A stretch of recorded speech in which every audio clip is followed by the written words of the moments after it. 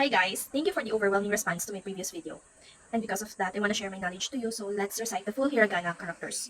A, I, U, E, O, Ka, Ki, Ku, Ke, Ko, Sa, Shi, Su, Se, So, Ta, Chi, Tsu, Te, To, Na, Ni, Nu, Ne, No, Ha, Hi, Fu, He, Ho, Ma, Mi, Mu, Me, Mo, Ya, Yu, Yo, Ra, Ri, Ru, Re, Ro, Wa, Wo, Un.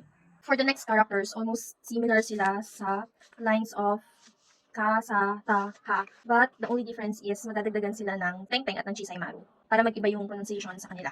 Ga, gi, gu, ge, go, za, ji, zu, ze, zo, da, zi, zu, de, do, ba, bi, bu, bebo, pa, pi, pu, pet, po.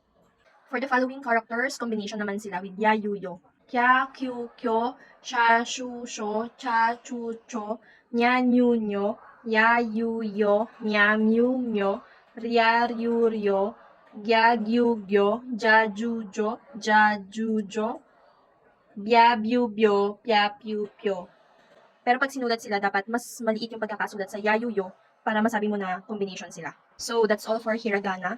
Pero I still recommend na mag-enroll kayo or humanap kayo ng makakapagturo talaga sa inyo na professional. Kasi mas may papaliwanag nila dun yung mga rules regarding Japanese language.